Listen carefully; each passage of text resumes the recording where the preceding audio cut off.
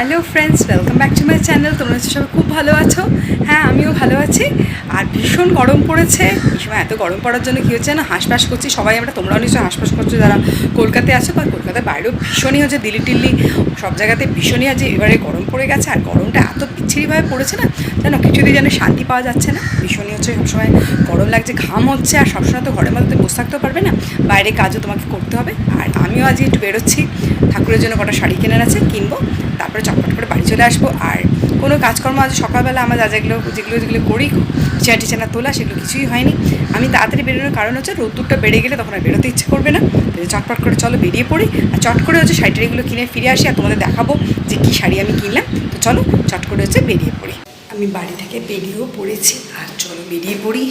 আস্তে আস্তে কথা বলছি, মানে কেন বলো তো, কথা বলে ইকো হতে আগ্রহ করে, আর তোমাদেরও হচ্ছে শুনতে অসুবিধা হবে। তো চলো বেরিয়ে তো পড়লাম। আর বাইরে ভীষণ চাচা রোদ রয়েছে, তবে খুব বেশি দূর যাবো না। সামনাসামনি যদি কোনো ঠাকুরের শাড়ি বিক্রি করে সেরকম দোকান পেলে সেখান থেকেও কিনে ফেলতে পারি। তবে ইচ্ছে আছে একটু আমাদের হচ্ছে বেহালা বাজারের দিকে যাব, সেখানে আবার একটুখানি হচ্ছে তোমার ওখানে হচ্ছে আমাদের হচ্ছে অনেক দিকে পুরনো দোকান রামকৃষ্ণ, সেখান থেকে শাড়ি হয়তো কিনবো। তো চলো চটপট করে বেরিয়ে পড়ি। আর রোদ্দুর বেশ গনগন করছে, তো চলো। জানি না, বুঝতে পারছি না কিসে করে, হেঁটে হেঁটে যাবো নাকি অটোয় উঠবো। অটোয় এই সময় ওঠা যাবে কিনা জানি না, তবে ছায়া ছায়া যদি একটুখানি হেঁটে চলে যেতে পারি।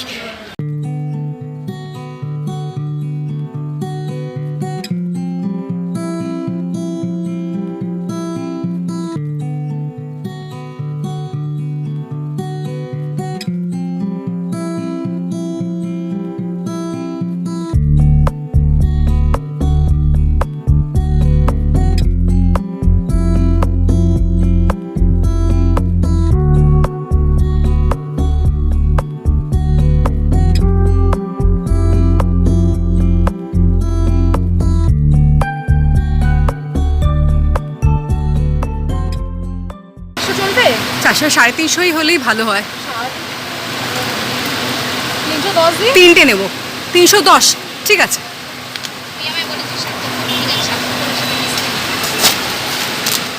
আমি বাড়ি চলে এসেছি, আর ভীষণ গরম, মানে চিন্তার বাইরে। জানো না, মানে আমি খুব সময় তো নষ্ট করিনি, বাইরেতে খুবই কম সময়ের মধ্যে আমি সব কেনাকাটা করে চলে এসেছি, কিন্তু পুরো ভিজে গেছি একদম।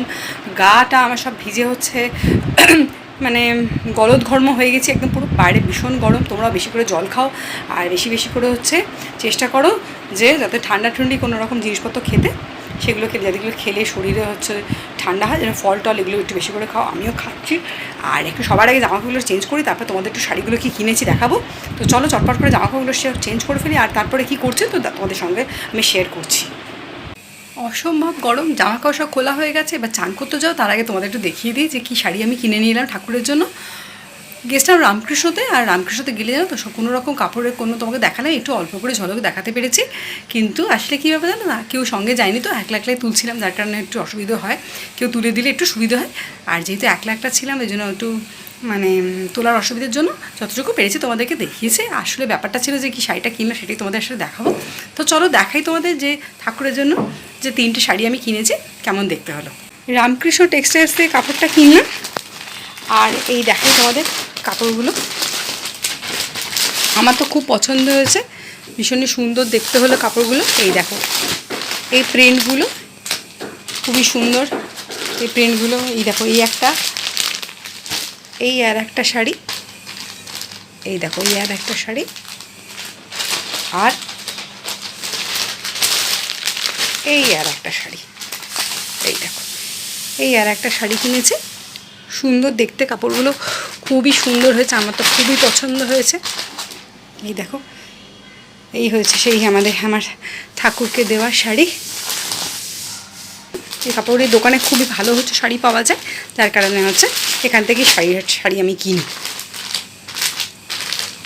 আমার ঠাকুরের এই কাপড়টাও খুব পছন্দ হয়েছে, এই কাপড়টার প্রিন্টটা খুবই সুন্দর লাগছে, খুব সুন্দর প্রিন্টের এই শাড়িটা। আর আলতা সিঁদুরও কেনা হয়েছে, কটা আলতা সিঁদুর হচ্ছে ছিল। এই দেখো এই আলতা ঠাকুরের জন্য, এই আলতা সিঁদুরের দেখাই তোমাদের। আর একটা সিঁদুর ভেতরের দিকে রয়েছে, এই সিঁদুর কিনেছি। যা গরম পড়েছে তার জন্য কি জানো তো, এখন একটুখানি খাওয়া দাওয়াটাও আমাদের একটুখানি দেখে শুনে করতে হবে।